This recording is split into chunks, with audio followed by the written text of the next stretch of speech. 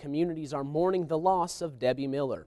The 2012 presidential election is a year away, but the GOP is preparing for upcoming caucuses. And in sports, the VU volleyball team shined in their home opener. News Center 22 starts now. Local news, weather, and sports. Produced through the combined efforts of the students, staff, and faculty of Vincennes University's electronic media program, this is News Center 22. The local community is mourning the loss of one of its own today. Good evening for News Center 22. I'm Mitch Columbi. Debbie Miller passed away just before 1 o'clock early this morning. Debbie's husband, Gene Miller, was a longtime basketball coach at Lincoln High School before the family left the area for a time.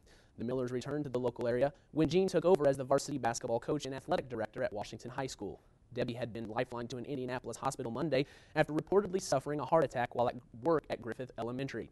Funeral arrangements are pending at this time. Indiana State Police say a Fayette County man is in custody in the connection with the Franklin County murders. However, spokesman Jerry Gooden says 46-year-old David Eisen has not been arrested for the actual murders. Gooden says authorities arrested Eisen early Wednesday morning in connection to an attempted robbery. He says the investigation into Eisen's possible involvement in the murders continues. We have one person of interest in custody in Ripley County. If things develop, and hopefully things will develop as this case goes on, if we can make other arrests, obviously that's what we're going to do. We're just going to keep our options open. Yes, he has an extensive criminal record. We have had numerous contacts with him in our facility, including armed robbery, auto theft, counterfeiting, forgery, basically for the last 20 years. Authorities picked up Eisen on a traffic stop on US 52 in Andersonville. A relative of one of the deceased victims says the arrest followed the police stakeout of the home of Eisen's girlfriend. Sergeant Gooden says they got a search warrant on a home in Fayette County, and that, along with other information, has led them to believe Eisen is a person of interest in the case. Eisen is being held in the Ripley County Jail. Gibson County authorities say that it could be weeks before a positive identification can be made on a female killed in Tuesday's double fatality accident in Gibson County. Police have confirmed that 19-year-old Ethan James Morris of Winslow was killed in the crash. The unidentified female victim was trapped in a Ford Explorer when it became engulfed in flames. In a report in the Princeton-Clarion-Gibson County coroner, Barrett Doyle is quoted as saying they suspect the identification of the second victim, but have to get proper identification through dental records before making an official identification. Indiana State Police accident reconstruction investigators were at the scene Wednesday trying to reconstruct the accident. A Vincennes man has been charged with invasion of privacy and public intoxication following a 4:38 a.m. incident Wednesday. Police say they responded to 1314 Bunton in Vincennes investigating a call about a man outside the residence. Police say the man was 37-year-old Richard Doucette, who had a protective order against him from the caller. Police say they saw Doucette sitting on the back steps of the home near the back door and heard him trying to talk to a woman inside. The officer noticed signs of possible intoxication, and he was arrested and taken to the Knox County Jail. Students needing help to pay for college are receiving a big boost from the Vincennes University Foundation. Foundation President Bumper Hostetler that approximately 804 students will receive scholarship funds from the foundation this year. Despite the soft economy, Hostetler says they haven't had any problems raising money. If you look historically, back in 2001-2, we were awarding around $313,000 a year in scholarships. This year, in combination of our funds as well as coordinating university funds, we awarded $1,045,000 for the 2010-11 school year. Rob McLinn, president and CEO of Good Samaritan Hospital, says the hospital, in partnership with the VU Foundation, has been able to provide scholarships for students enrolling in the nursing program at VU.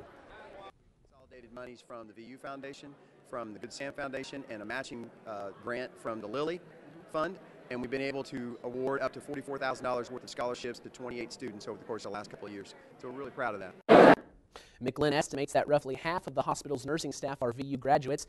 VU Foundation President Bumper Hostetler says that approximately 804 students will receive scholarships from the foundation this year. He says of that total, 298 were awarded to students from Knox County attending VU.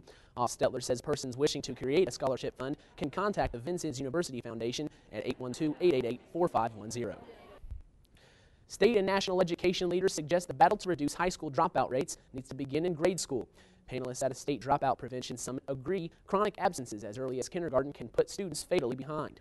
Eddie Chang with San Francisco-based Attendance Works says those students are 4 times as likely to fall short of reading at grade level in 3rd grade. And educators agree students whose reading skills are lagging at the age can never quite catch up. House Education Chairman Robert Benning says he's considering a bill to revise Indiana's school accountability law. He says the problems that failing high schools taken over by the state may really lie in elementary and middle schools that feed into them. Indiana's dropout rate has steadily improved in the last several years to 15%, but State School Superintendent Tony Bennett says it needs to come down. Still to come on News Center 22. The presidential election is more than a year away, but focus is already being placed on caucuses and their role in the political arena. We'll explain. And parents beware, a major toy company is recalling millions of its workshop and tool set toys. Find out more when we come back.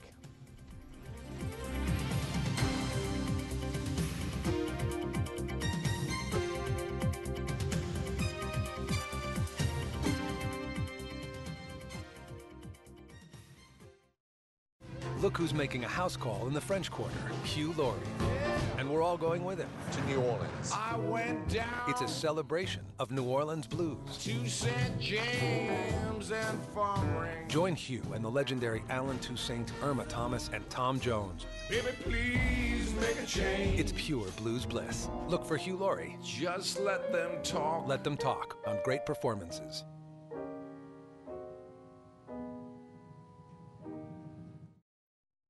Coming up this week on WVUT's 22 Magazine. Fall has finally arrived, and with it comes many events and opportunities for you to take advantage of. We'll find out what the Knox County Chamber of Commerce is working on. And then, open enrollment for Medicare is just around the corner. But do you need help in signing up or even understanding the process? Generations is ready to help. Find out how on the next 22 Magazine, Saturday night at 7:30 on WVUT. Welcome back. The presidential election is still 13 months away, but the nomination season is just around the corner. Right now, we have dates for some scheduled caucuses and primaries, but all of that could change easily. Marcus McIntosh shows us where things stand today and what effect future changes could have on the nation's political picture. This is the nomination events calendar as it stands now. Iowa caucus is February 6th, Colorado caucus is February 7th. As for the primaries, Florida expected to hold its primary January 31st, with Missouri set for February 7th. 3 states expected to hold primaries on the same day. Arizona, Michigan, and South Carolina all expected to hold primaries February 28th. All this jostling and movement right now, nobody's mentioned New Hampshire, and that's a major factor. New Hampshire wants to hold on to its role as the nation's first primary, so its primary date could change. Date changing could affect Iowa's standing as the first in the nation caucus, a status an Iowan we spoke to wants to hold tight. I kind of like Iowa being first and that we kind of get our opinions out there, and I kind of like being in a, that the fact that our community has an opinion that gets a lot of attention. There is an agreement between the Democratic and Republican national parties that no states other than Iowa, New Hampshire, South Carolina, and Nevada can hold nomination events sooner than March. Political parties really still are relatively decentralized, and the states tend to have the choice to run things as they wish. Something that could not only affect nomination dates, but could also have an impact on the upcoming presidential election. If you're a candidate who thinks you're building slowly but gaining momentum step by step, for example, Rick Santorum, that gives you less time. If you're a front runner, in a sense that might give you an advantage because other people don't have time to close the gap. Not everyone has a problem with a political window that closes sooner rather than later. In our political system, but other countries like even in the UK, they started and ended all within about a month. Where it's been going on already for probably about a year, and it won't even end for another year and a half or so. Lawyers for Amanda Knox made their closing arguments in the appeal of her 2009 murder conviction in Italy today. It's the final stage in legal battle that's lasted nearly 4 years. Knox and her co-defendant Raphael Solicito are serving sentences of more than 20 years for the murder of British student Meredith Kircher. The judge in the case say a verdict in the appeal will not come before Monday. Both defendants will give their statements Monday. Tyson Fresh Meats is recalling more than 130,000 pounds of ground beef. The company issued the recall over possible E. coli contamination in meat processed at this plant in Emporia, Kansas. The ground beef in question was sold in prepackaged tubes. Each package bears the establishment code EST245D and the message best before or freeze by September 12, 2011.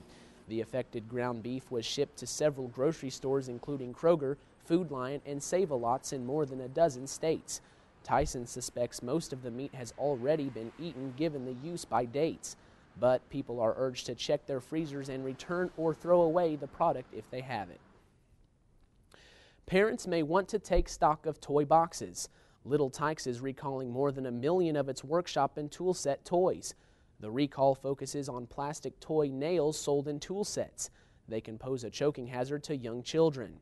The products were sold between 1990 to 2004. This is an expansion of a 2009 recall when Little Tikes pulled over 1 million products with similar toy nails. An unusual suspect boots Lady Antebellum out of Billboard's #1 spot, and Jennifer Lopez isn't letting drama keep her down. Michelle Wright has details in today's Hollywood Minute.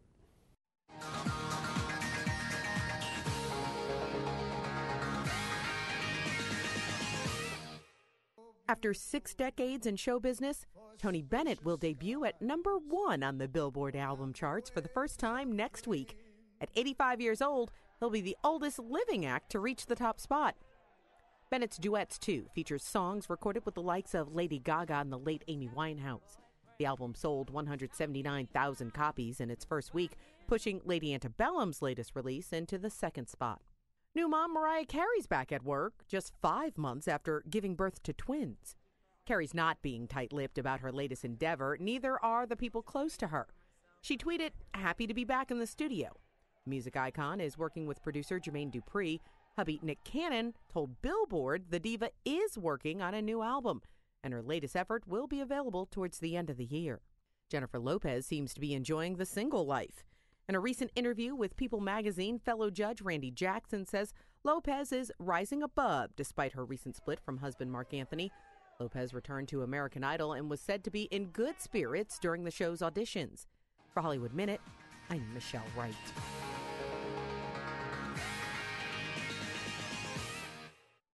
It was a nice and sunny day on campus today, but will it continue? Danny Taborn is here now to let us know. Danny? Well, Mitch, tomorrow's high is expected to be quite low, but look for those sunshine to continue for those planning on making it out to the Lincoln Homecoming Parade tomorrow afternoon. I'll have your complete homecoming forecast when we come back.